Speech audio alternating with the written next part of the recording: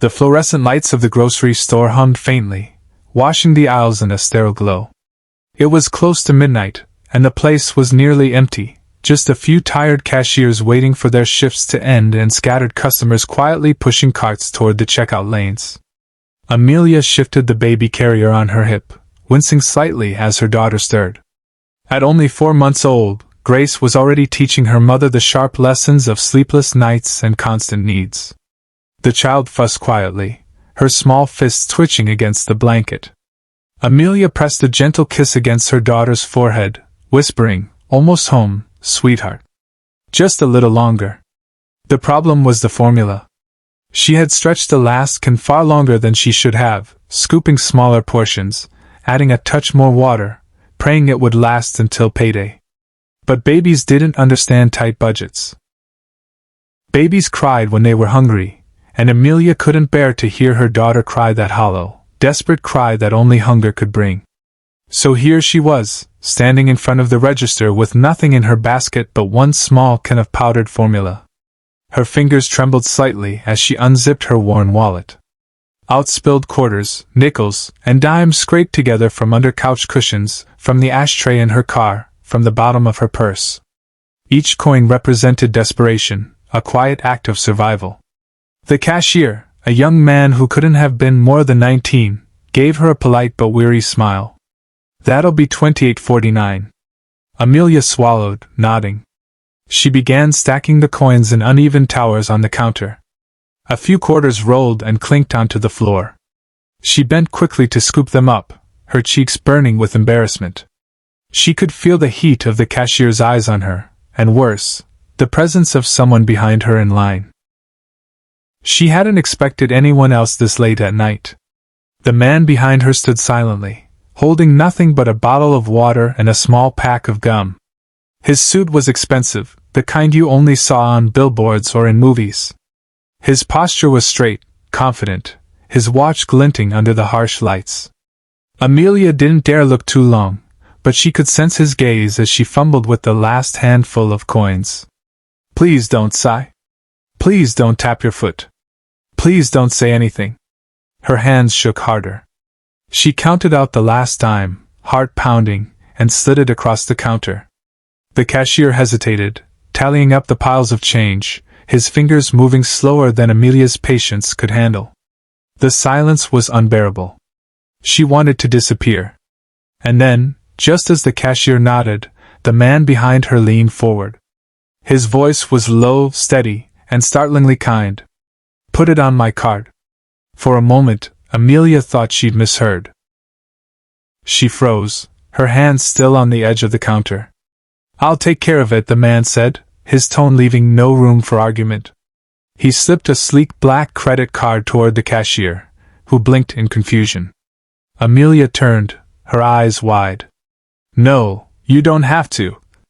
But the stranger simply met her gaze. His eyes weren't cold or pitying like she expected. They were warm, almost tired, as if he understood more than he let on. "It's nothing," he said softly. "Let me." Her throat tightened. "I already paid." "Then let it be a gift," he interrupted, not unkindly. The cashier looked uncertain, glancing between them. The transaction had already gone through. Amelia's carefully counted coins sat in the register. The man only gave a small nod, a signal of quiet authority. "Run it again.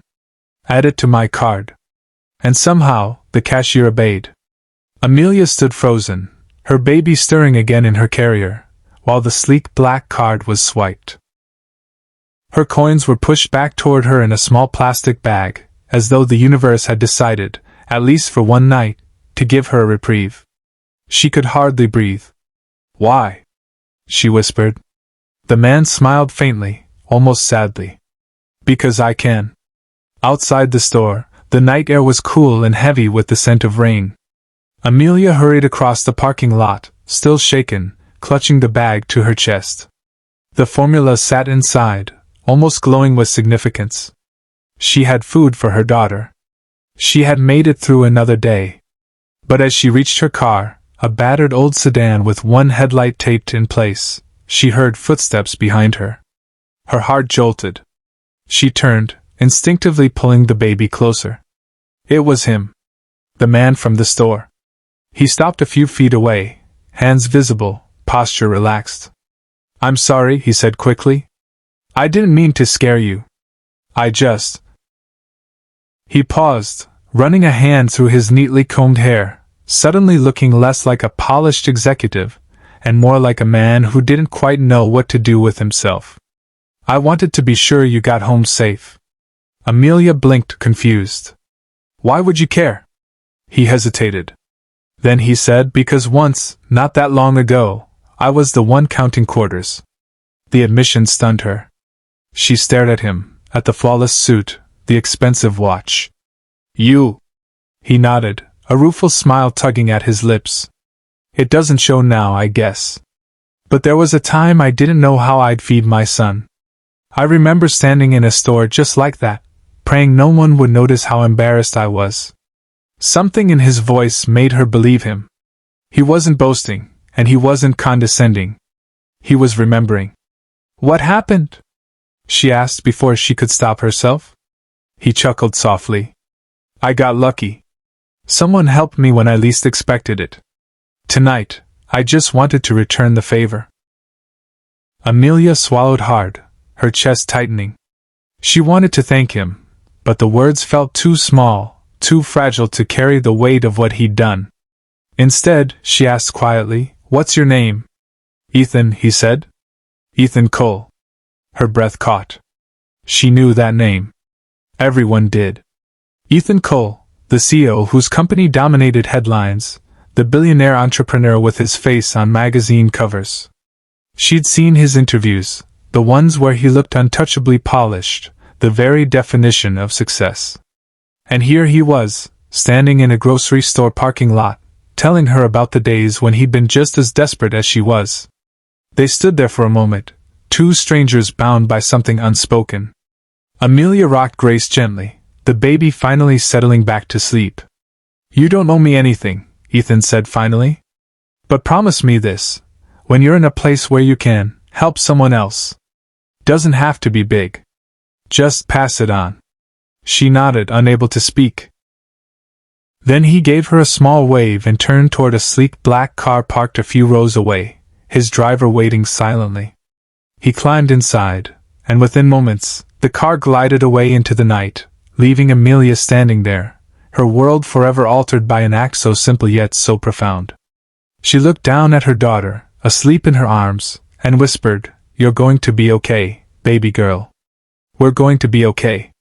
And for the first time in a long time, she believed it. The story continues from there in subtle ripples.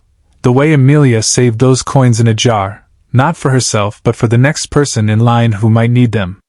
The way she began to notice small opportunities for kindness she'd once been too tired or too defeated to see. But it all began that night, in a grocery store lit by humming fluorescent lights, when a stranger leaned forward and whispered words that changed everything.